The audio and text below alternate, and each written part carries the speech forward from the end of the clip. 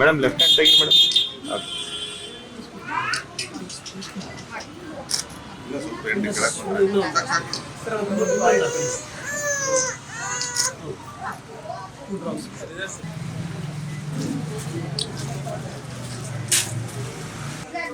Mobile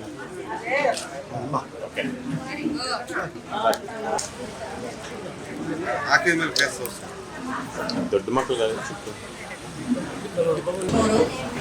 polio ಲಸಿಕೆಯನ್ನು ರಾಷ್ಟ್ರಾದ್ಯಂತ ಎಲ್ಲ ಮಕ್ಕಳಿಗೆ ಹುಟ್ಟಿನಿಂದ 5 ವರ್ಷದವರೆಗೆ ಹಾಕಿಸಿದರೆ ಎಲ್ಲ ತಮ್ಮ ಮಕ್ಕಳನ್ನು ಕರ್ಕೊಂಡ್ಬಂದು ಪೋಲಿಯೋ ಡ್ರಾಪ್ಸನ್ನು ಹಾಕಿಸ್ರಿ, ಪೋಲಿಯೋವನ್ನು ತಡೆಗಟ್ಟಬೇಕಂತ ಹೇಳ್ತಾ ನನ್ನ 2 ಮಾತುಗಳನ್ನು ಮುಗಿಸಿದ್ದೇನೆ. ಜೈ ಹಿಂದ್, ಜೈ ಕರ್ನಾಟಕ.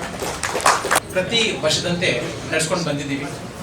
ಈ ಕಾರ್ಯಕ್ರಮದ ಉದ್ದೇಶ ಅಂತ ಹೇಳಿದ್ರೆ, ಮಕ್ಕಳು ಬಾಲ್ಯಾವಸ್ಥೆಯಲ್ಲೇ ಈ ಪೋಲಿಯೋ ರೋಗಕ್ಕೆ ತುತ್ತಾಗಿ ಆನಂತರ ಪೋಲಿಯೋ ಕಾಯಿಲೆ ಬಂದಾಗ ಈಗಾಗಲೇ ಕಳೆದ ಒಂದು 10 ವರ್ಷಗಳ ಹಿಂದೆ ತಾವು ನೋಡಿದ್ರಿ, ಪೋಲಿಯೋ ಕಾಯಿಲೆಯಿಂದ ಬಳಲುತ್ತಿದ್ದ ಹುಡುಗರು ಹುಡುಗಿಯರು ಮತ್ತು ಬಾಲಕ ಬಾಲಕಿಯರು ಹೇಗೆ ಅವರು ಕಾಲುಗಳಲ್ಲಿ ಒಂದು ನರ ದೌರ್ಬಲ್ಯವನ್ನು ಉಂಟಾಗಿ ಅವರು ಬಹಳ ತಮ್ಮ ಪೂರ್ತಿ ಜೀವನ ಪರ್ಯಂತ ಆ ಒಂದು ದೌರ್ಬಲ್ಯದಿಂದ ನರಳುತ್ತಾ ಇದ್ರು. ಇತ್ತೀಚಿನ ದಿನಗಳಲ್ಲಿ ಆ ಥರ ದೌರ್ಬಲ್ಯ ಕಾಣ್ತಾ ಇಲ್ಲ, ತಾವೆಲ್ಲ ಗಮನಿಸಿದ್ದೀರಿ. ಅದ್ಯಾಕೆ ಅಂತ ಹೇಳಿದ್ರೆ, ಪೋಲಿಯೋ ಕಾಯಿಲೆ ಈಗಾಗಲೇ ನಿರ್ಮೂಲನೆ ಆಗಿದೆ, ಭಾರತದಿಂದಲೇ ನಿರ್ಮೂಲನೆ ಆಗಿದೆ. ಆದರೂ ಈ ಕಾಯಿಲೆ ಯಾವಾಗ ಬೇಕಾದರೂ ಮರುಕಳಿಸಬಹುದು. ಅದಕ್ಕೋಸ್ಕರ ಹುಟ್ಟಿದ ಮಗುವಿಗೆ ಇಂದ ಹಿಡಿದು 5 ವರ್ಷದ ಆಗುವವರೆಗೂ ನಾವು ಪೋಲಿಯೋ ಕಾಯಿಲೆ ನಿರ್ಮೂಲನೆ ಮಾಡಲಿಕ್ಕೆ ಪೋಲಿಯೋ ಡ್ರಾಪ್ಸ್ನ ನಾವು ಹಾಕ್ತಾ ಬರ್ತಾ ಇದ್ದೀವಿ.